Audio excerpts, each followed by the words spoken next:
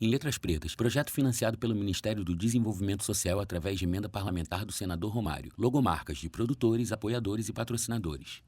Ao fundo, imagem gráfica nas cores verde, azul e marrom. Em primeiro plano, em letras brancas, Lugar de Fala, um filme de Ellen Suk e Silvia Espolidoro.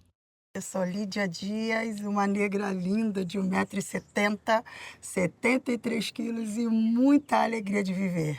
Há 4 anos, me tornei uma mulher cega. Mulher negra de cabelos curtos, óculos escuros e vestido estampado. Processo de baixa visual por conta de retinopatia diabética, sabe? Complicações no diabetes. Legenda: Lídia Dias, militante ativista e estudante de direito. 4 de dezembro de 2019. Perda total visual. Imagens do Rio de Janeiro. Arrancar de todas as imagens.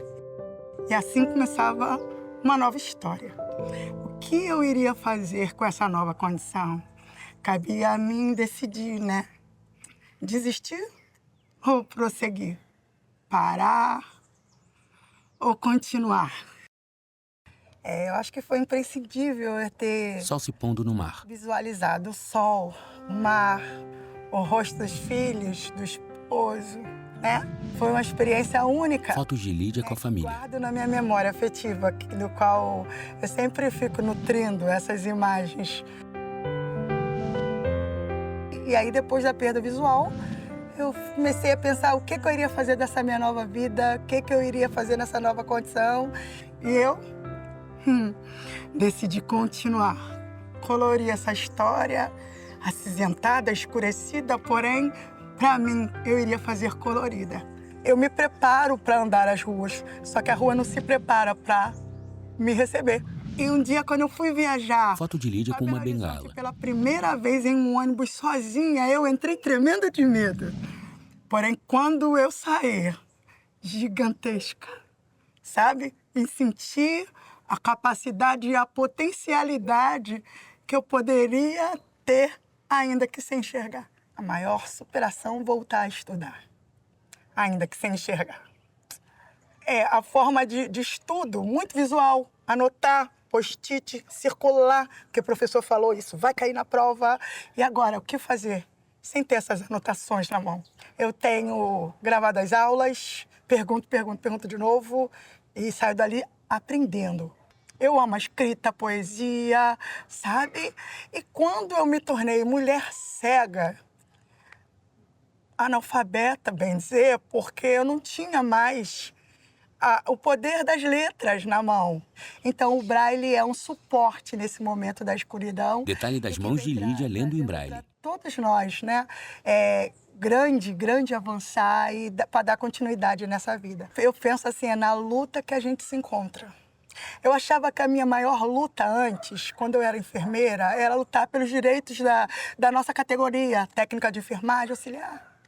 Depois eu percebi que a luta não é... Eu não posso ter um olhar egocêntrico, narciso, olhando só para a minha condição. Porém, eu tenho a luta da mulher preta, a luta da mulher preta periférica e cega. E hoje eu me vejo cheia de braços, segurando na mão de outras lutas.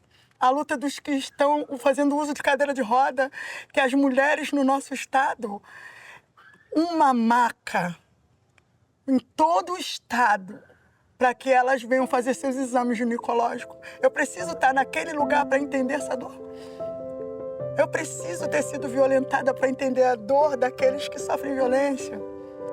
Manchetes de jornal. Mulheres são as maiores vítimas de violência física e sexual sofridas por pessoas com deficiência. Mulheres com deficiência ainda são os principais alvos de violência no vpaís. Eu já fui, vou falar um detalhe, eu já fui pedra, eu já sou vidraça. Tipo assim, já fui aquele que fala, gente, mas o que essa pessoa tá andando aí sozinha, sabe? Não pode deixar a família. Mas é porque ignoram a nossa potencialidade. Ainda não conhecem o que nós conseguimos fazer. Por quê? Porque muitos de nós, pessoas com deficiências, estão enclausurados em suas casas, às vezes também com situação de capacitismo com a própria família, ou muitas das vezes amordaçados, porque a luta da vida constante paralisou. Sério, eu que vou ter que me recolher, eu é que vou ter que cada dia mais me prender, porque a cidade não está pronta, mas se é uma cidade maravilhosa, vai ser maravilhosa quando for maravilhosa para todos. Imagens do Cristo Redentor. Preto que não tem para onde andar, que vai pensar que vai roubar e são a carne mais barata do mercado e cada dia são mortos. Pessoa cega que não tem o piso tátil. Detalhes de um piso Não tem tátil. o piso tátil. E quando tem, às vezes corta um pedaço. Ou então você vai seguindo no piso tátil e chega a uma barra de ferro. Lídia caminhando com uma bengala num lugar sem piso tátil. Aquilo ali não tinha deficiência. E nada é sobre nós sem nós. Então imagina você, uma mulher cega, uma mulher que está sendo violentada dentro da própria casa. Com quem ela vai falar, a quem ela vai recorrer nessa condição de ser violentada e não tem políticas públicas preparadas para que ela vá a um lugar que realmente ela possa. A mulher surda, se chega numa delegacia, muitas das vezes não tem preparo para ouvir, para ter o registro do seu boletim de ocorrência. Para quem eu mostro, a mulher cega vai botar o batom vermelho. Que batom vermelho? Aonde ele está? Para poder mostrar que ela está sendo violentada. Muitos acham que são assexuadas e que elas não deveriam estar casadas ou tem que estar no resguardo da família. Ela tem voz, ela é uma mulher, ainda que cega. Ela pode, sim, se casar, ter a vida dela, porém, ela precisa que os seus direitos venham ser respeitados. Lídia subindo uma Como escada. que vai ter uma cidade maravilhosa sem que as pessoas estejam todas imbuídas, embutidas em querer que os dias melhores para todos? Eles ignoram esse saber que aquilo é importante para que eu ande em situação de igualdade. Porém, eu fui na doutora, uma médica dentista. E ela, quando eu deitei na cadeira, ela perguntou ao meu marido qual dentinho dela que dói. Então, faltam esses acessos de informações. Eu me preparo no Instituto Benjamin Constant para dar a continuidade à minha vida. Porém, onde estão os outros preparos das outras pessoas para saber que eu tenho potência para ir, que eu tenho capacidade para falar qual dente meu que dói, que eu tenho capacidade para falar o que eu quero comer, qual creme que eu gosto do meu cabelo, que cor de roupa eu quero usar. Sabe o que eu penso de verdade? Eu acho que tudo começaria na educação. Educar para transformar, sabe? Que 3 crianças com deficiência dentro de uma escola e um moderador. Como vai ficar essa criança? Será que vai estar em situação de igualdade? Será que vão sair da minoria, da vulnerabilidade, em condições financeiras?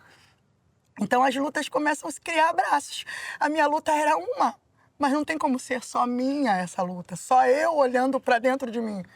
Então, é o que eu falo, é na luta que a gente se encontra. Eu tinha uma luta, depois me tornei várias lutas. Meu lugar de fala começou quando eu decidi... Lídia abre sua bengala. Segurar na mão a minha identidade. Se ela for uma bengala mais ou menos parecida assim com a minha, toda branca, né, lisa, um alumínio puro, quer dizer que não enxergo nada. Uma mulher linda cega. Porém, se ela tiver vermelho e branco, tem dupla deficiência, cega e também surda, ou toda verdinha, porque ainda tem resquício visual. E se for todinha branquinha, enxerga nada, tá vendo a vida de maneira diferente. Um dia, atravessar a rua, eu precisei de tirar a bengala da bolsa. Eu não queria, mas foi preciso porque eu não enxerguei nem o semáforo, nem as luzes, nada. Porque eu não queria ver exposta para os outros uma ferida que doía muito, sangrava muito. Eu tive que abrir a bengala porque eu fui pedir ajuda e sem identidade ninguém sabia o que eu queria. E aí eu comecei a entender o meu lugar. Lídia caminhando pela rua com sua bengala. Qual o meu lugar nesse mundo escuro? Que delito eu cometi? Para estar nesse quarto escuro que eu não saí ainda. E eu comecei a pensar, eu acho que eu posso colocar uma lantejola nesse quarto, hein? Eu acho que eu posso abrir janelas aqui nesse quarto. Eu posso começar a buscar os saberes para entender essas dores. Então, eu percebo que o meu lugar será uma eterna aprendizagem desses lugares, dessas vozes caladas, desses que ainda não entenderam, que ainda no escuro podem sim levantar a cabeça. Mundo ideal. Lídia em pé com sua bengala sorridente dentro de uma quadra esportiva. Onde a gente poderia estar em situação de igualdade. equidade, né? Justiça. Onde alguém com necessidades especiais Ela limpa uma lágrima. pudesse se sentir querida, amada, pertencente, aqui também é o meu lugar. Existe vida após cegueira.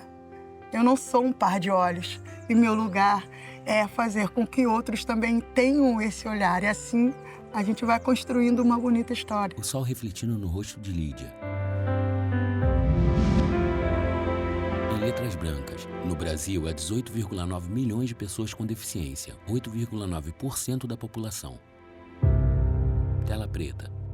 Eu tinha 27 anos quando Fernanda nasceu. Mulher branca com cabelo castanho escuro na altura dos ombros. Ela está de blusa preta. Como se não tivesse nada. Legenda: Mas Maria do Carmo no dia Honorato, mãe de seguinte, Fernando Honorato. A médica pediatra, quando ela chegou, ela falou: olha, mãe, Foto de um bebê. a sua filha tem um probleminha e eu preciso que me leve ela semana que vem no meu consultório. Aí eu só perguntei para a doutora o seguinte: doutora Penha, ela tem risco de vida? Ela falou: não tem risco de vida. Eu falei: então tá bom, porque eu só não quero perder ela por nada nesse mundo, porque eu já a amo.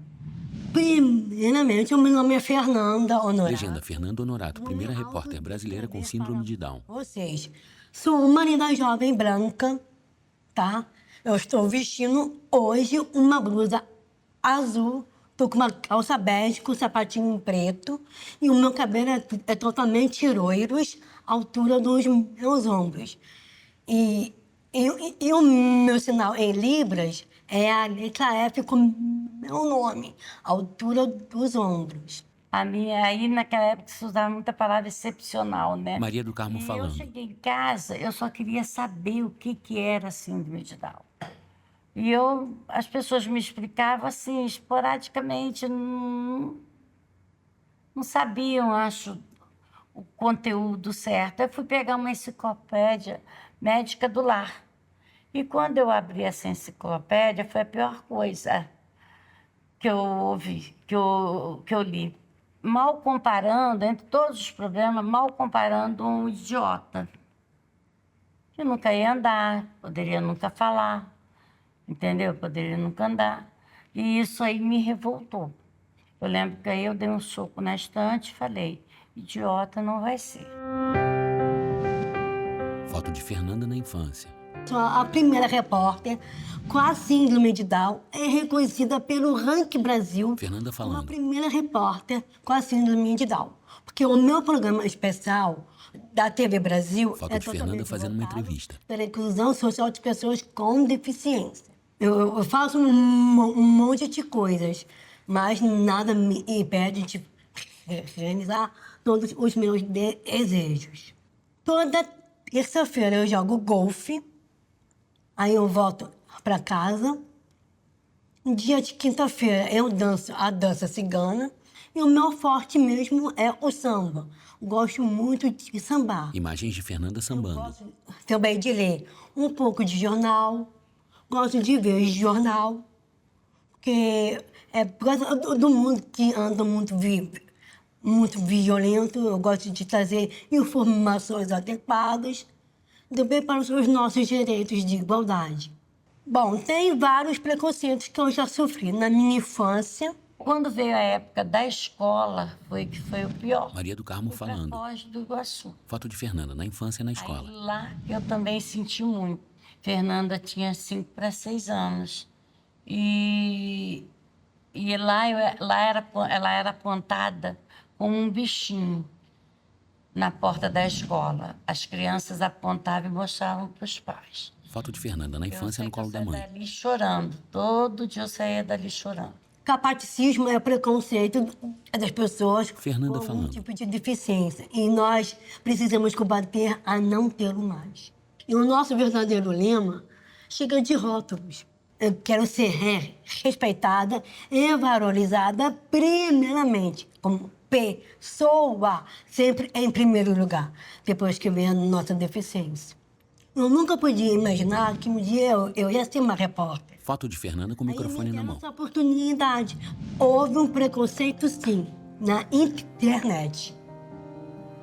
teve um maluco que falou que minha chefa, a Ângela Patrícia Hennig, que sempre acreditou em mim, que viu o meu potencial, que eu dava pro mundo a coisa. Aí esse maluco falou um monte de coisas de ofensa.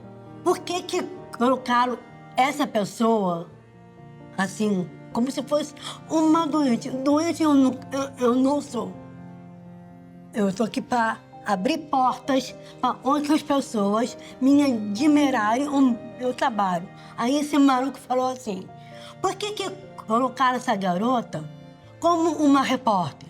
O que eu fiz? Eu deixei ele falando sozinho. Foto de Fernanda com o microfone na mão. Porque eu tive uma oportunidade de emprego no mercado de trabalho. Na época, eu era rainha de bateria de uma ONG. Aí, eu não sambei. A menina que era a produtora, Fernanda, hoje você não vai sambar. Hoje você vai entrevistar alguns pais dessa ONG. Aí eu tirei toda a minha roupa, eu botei a minha roupa de executiva mesmo, de jornalismo. Aí comecei a entrevistar alguns pais. Aí, o que a minha chefa fez? Me convidou para trabalhar já como repórter. Aí eu me dei tão bem que esse teste foi até pro ar, como segundo programa.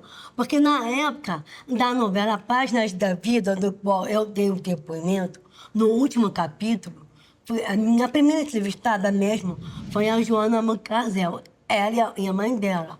Aí me dei tão bem que os meus pais ficaram de queixo caído. Só tive o meu potencial.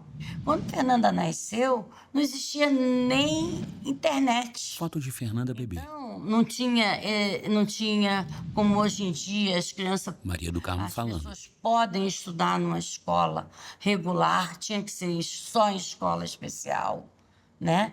Então, não é que eu nem acreditava, nem desacreditava, eu não passava pela minha cabeça.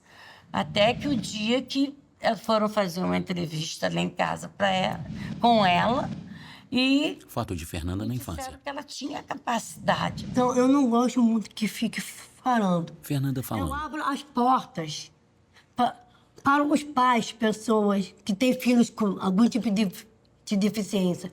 Eu diria para os pais o seguinte, assim como a minha mãe fez comigo, vocês poderiam fazer o mesmo, seguir o exemplo, acreditar no potencial. Basta só dar oportunidades, acreditar sempre no potencial dos seus filhos. É realizar os seus próprios sonhos, os seus próprios desejos. De ter o poder da nossa voz, falar por nós mesmos. Nossa. Maria do Carmo falando. E realmente está aí. Ela não fez só isso. Fernanda foi uma boa nadadora paralímpica, né? Assim, não que ela tenha ido nas Paralimpíadas, não.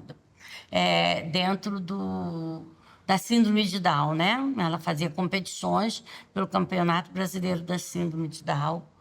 E ela dançava, ela dança até hoje, ela sai em escolas de samba. Ai, gente, quando chega a área do carnaval, é idêntico. Fernanda falando. Tem tudo a ver comigo. É uma paixão nacional. Está na minha veia. Quando o carnaval chega no Rio de Janeiro, eu já começo a me mexer. Agora faço questão de honra. Sou a primeira rainha de bateria com a síndrome de Down. Imagem de Fernanda sambando. O príncipe Harry esteve aqui no Brasil e eu tive uma responsabilidade, esse reconhecimento. Ele me deu uma medalha como rainha de bateria. A cantora Araura Prauzini tinha declarado que ela queria ser entrevistada por mim. E ela me deu um presente maravilhoso. Um livro dela, da trajetória dela, gravado por ela. Aí eles me deram um título. Sou La Regina do Brasile. Saí numa revista muito famosa dentro da Itália. Revista Hoje.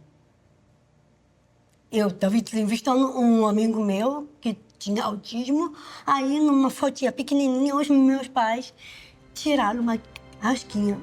Também foi uma grande conquista. Eu me sinto muito realizado. Hoje em dia, as pessoas me valorizam, me respeitam. Sou muito amada. Bom, gente, eu digo assim para todos, eu nunca digo não. Quando eu quero, eu consigo. Eu vou atrás daquilo que eu quero.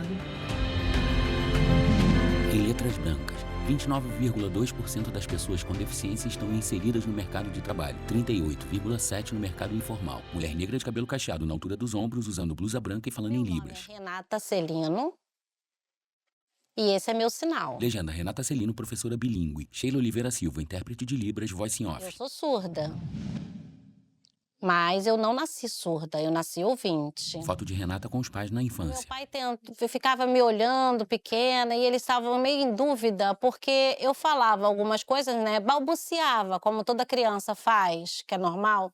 E eu fui diminuindo essa prática. Então, meus pais não conseguiam entender, o médico não tinha como explicar, não descobriu o exato motivo de eu ter ficado doente. Se foi meningite ou o que foi, não, ninguém sabe.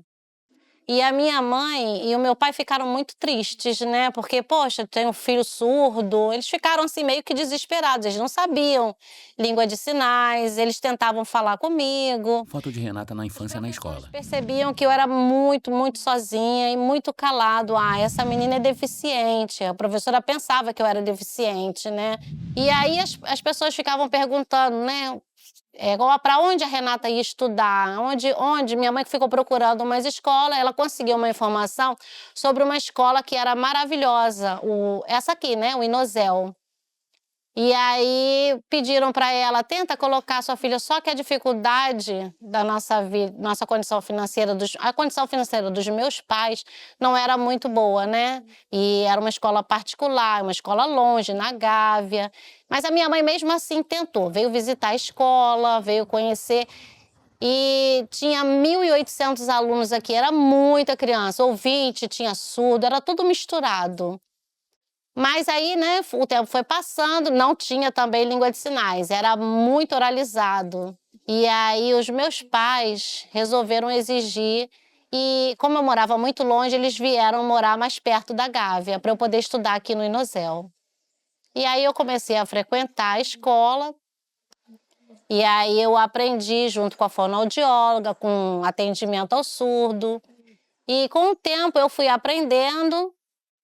E eu internalizei, eu aprendi a oralizar. Isso depende de criança para criança, tá? Algumas conseguem oralizar, outras não conseguem.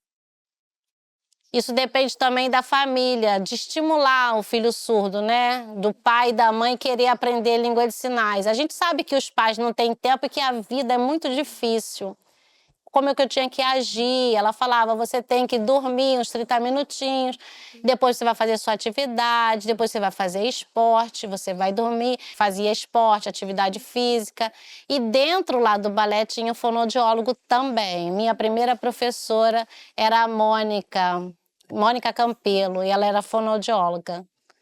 Eu aprendi muito, aprendia o ritmo, a dança. E o que acontece? Depois que nós voltamos para casa, a nossa rotina diária era essa. Eu estudava no Inosel. Imagens de uma escola com quadro Eu tenho muito que esportiva. agradecer as minhas professoras que me ensinaram. Agradeço a todos daqui, a direção. Uma professora dando aula em libras. Antigamente era assim.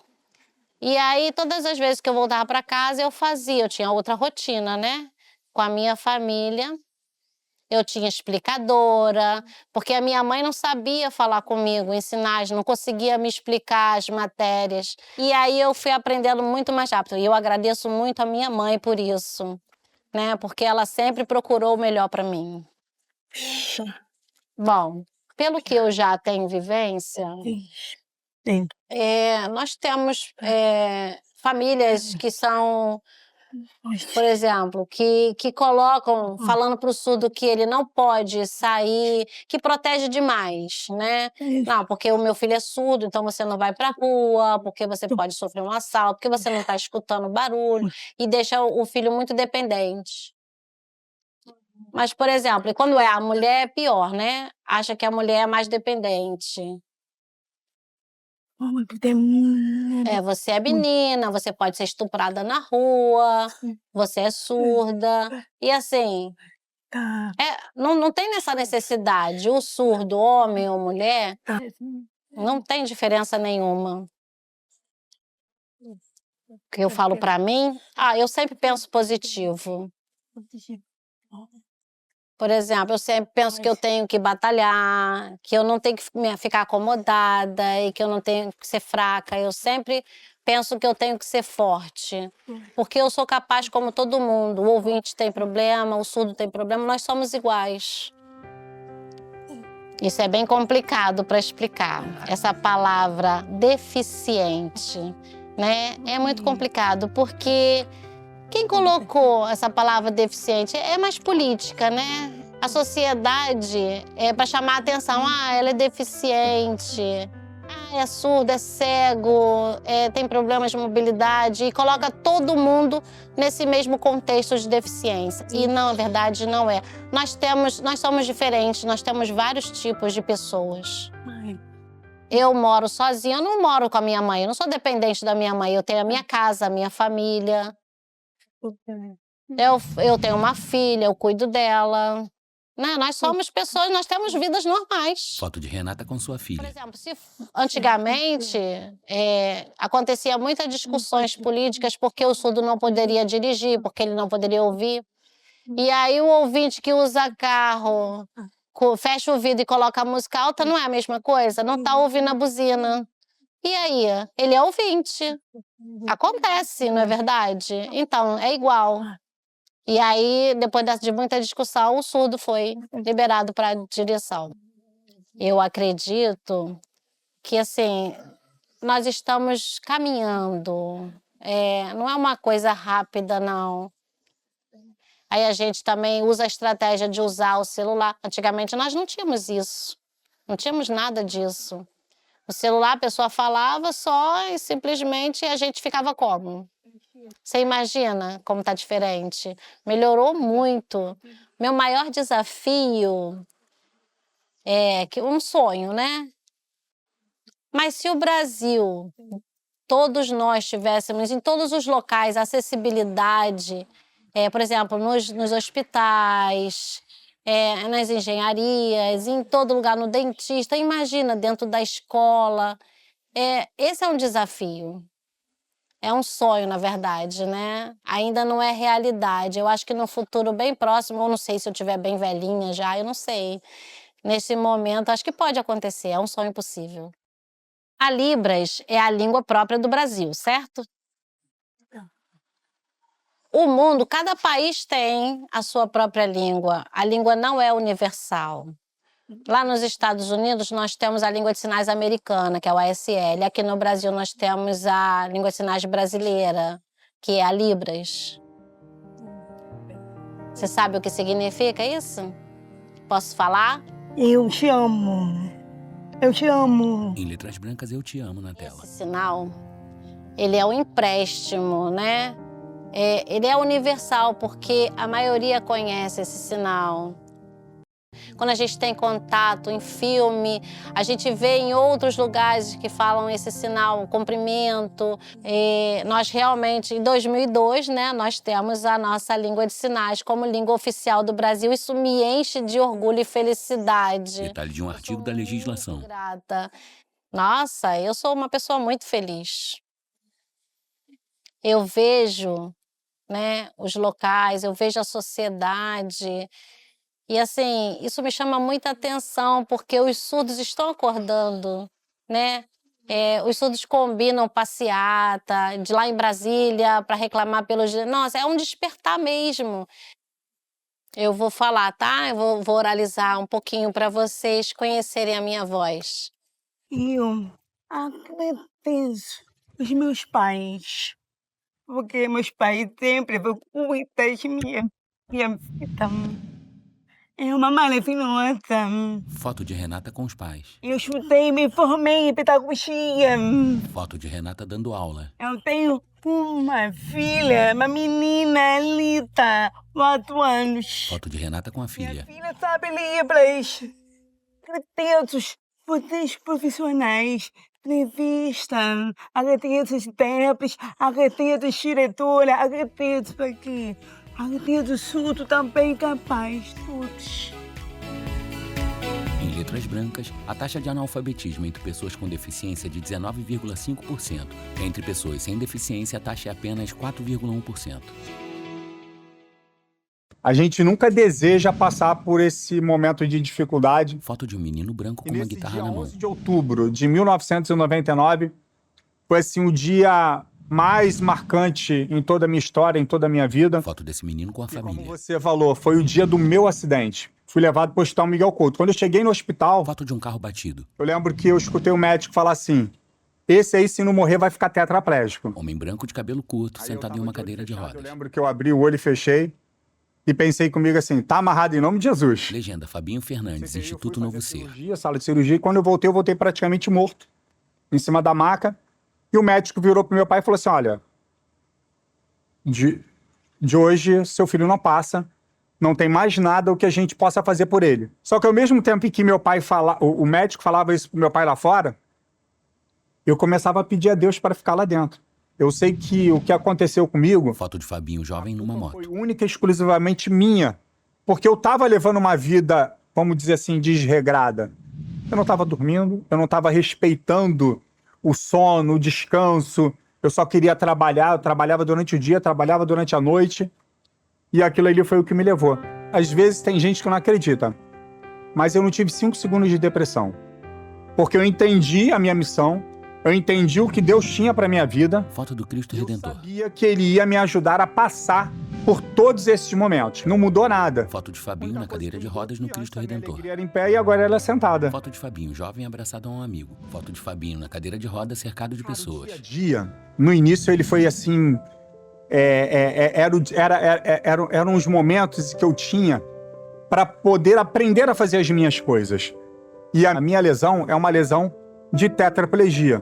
Então é uma lesão aqui nível C6, C7, na altura do pescoço cervical. Por exemplo, eu não tenho equilíbrio de tronco. Se eu chegar aqui na frente, ó, Ele curva o eu tenho que corpo me pra equilibrar frente. com o braço. Se eu cair, eu tenho que botar o braço aqui. Para eu voltar, eu tenho que empurrar. Eu não fecho as mãos. Ele mostra suas Então, para eu mãos. poder conseguir fechar um pouco as mãos, é só fazendo a tenodese, que eles chamam na fisioterapia, que aí eu não acabo não fechando. É mais o movimento aqui que acaba dando uma fechada. Mas eu não tenho a força, o movimento de pinça. Tipo, se eu quiser pegar uma caneta, eu não consigo pegar. E eu lembro que quando eu tava em casa, uma menina, ela ligou: Fabinho, eu vou passar aí pra gente sair e tal. E eu tava sozinho. Eu falei: cara, como é que eu vou me arrumar? Eu tava de cueca na cama. Falei: cara, como é que eu vou arrumar? E eu nunca tinha me arrumado sozinho.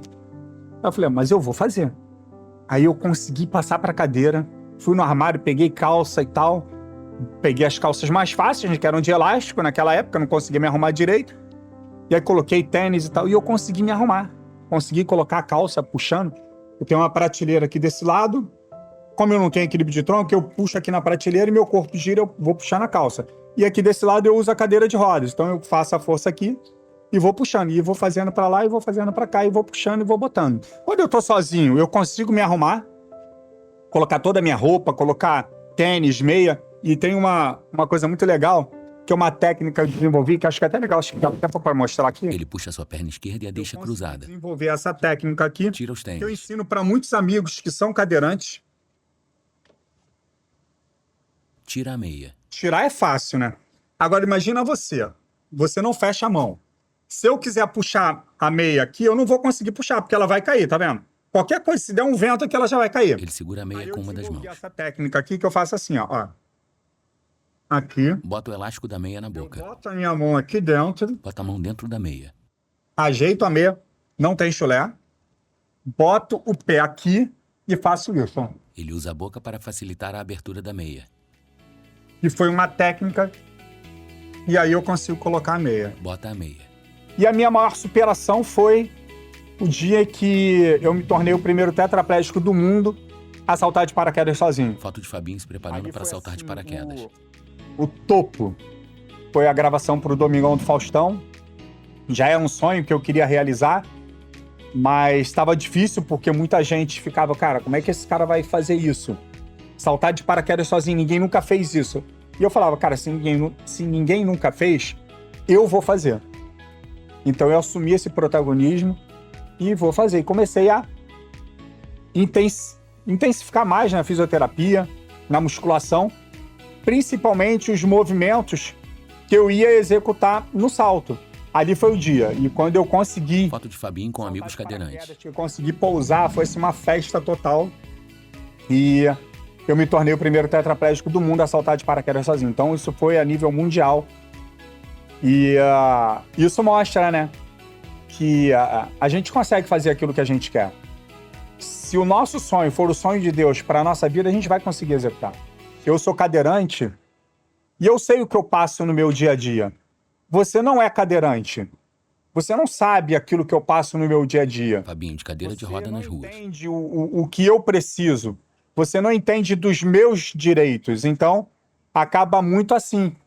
Esse é o lugar de fala. Eu poder falar aquilo que eu penso e expor os meus direitos e aquilo que eu quero para minha vida. Foto de Fabinho chegando na praia. O Praia para Todos, ele surgiu, nós chamamos o Instituto Novo Ser. Num espaço da praia, grandes barracas de sol, tendas e rampas de acesso. PCDs entrando no mar com cadeiras adaptadas, com grandes rodas e boias, auxiliados pela equipe do projeto Praia para Todos. A gente podia fazer uma praia toda adaptada, que desse acesso para pessoa com deficiência. Eu falei, cara, Ricardo, não inventa moda, cara. Como é que a gente vai fazer isso?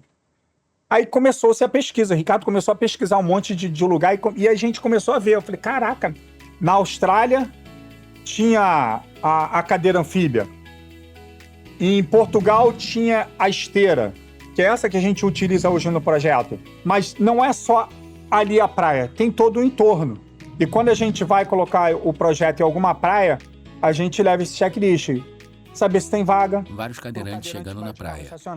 Se tem um ponto de ônibus adaptado, se tem um piso tátil para o cego, que chegar até o Praia para Todos, com profissionais de educação física, fisioterapia, terapia ocupacional, não só os profissionais, mas também os frequentadores do projeto, a gente chama da família Praia para Todos. Imagens de Fabinho com a equipe do Praia para é Todos. Muito legal, porque a gente dá treinamento para todas essas pessoas. Pessoas jogando vôlei sentado na areia. Ele já alcançou um número muito grande de pessoas com deficiência. Nós já conseguimos atender ali cerca de 40 mil pessoas, direta e indiretamente, mas ainda tem muita gente que não conhece. Muita gente que está segregada dentro de casa, que não tem acesso à internet, que não tem acesso aos meios de comunicação. Muito legal, você que está assistindo, você que conhece alguma pessoa com deficiência, divulga na sua rede social. Em letras brancas, Praia para Todos, @Instituto Novo Ser. Que tem muita gente que está precisando de um simples banho de mar. Tem uma história que eu conto. Tinha uma senhora de 90 e poucos anos que ela morava próximo à Praia de Santos e ela nunca tinha entrado no mar. E aí ela entra no mar e quando ela volta chorando. E aí quando ela para do lado dela, ela fala assim, agora eu posso morrer. Agora eu realizei meu sonho. O Praia para Todos tirou aquela pessoa de dentro de casa e colocou na sociedade. Hoje nós temos pessoas que... A literatura fala que uma pessoa que tem a lesão medular que eu tenho, nível C6, C7, não poderia fazer metade das coisas que eu faço hoje. Durante 10 anos da minha vida, eu tive que me dedicar à minha reabilitação. Então eu malhava, nadava, fazia fisioterapia e ia para a faculdade à noite. Eu não sou milionário, mas eu conquistei muita coisa na minha vida, a minha independência financeira, enfim, uma série de coisas, e que isso me dá meios para que eu possa ter aquilo que eu quero comprar. Que eu preciso ter de essencial para a minha vida, para o meu dia a dia, os materiais, remédios que eu uso, isso me dá muito mais tranquilidade. A minha maior luta é buscar que as pessoas com deficiência possam ter isso também.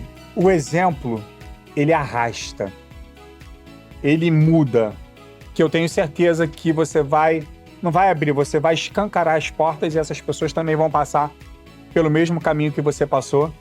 E quando você olhar para trás, você vai falar assim, caraca, a missão foi cumprida e o legado foi deixado. Foto de Fabinho dando uma palestra. Em letras Brancas Lugar de Fala. Este projeto é financiado pelo Ministério do Desenvolvimento Social através de emenda parlamentar do senador Romário. Créditos de ficha técnica.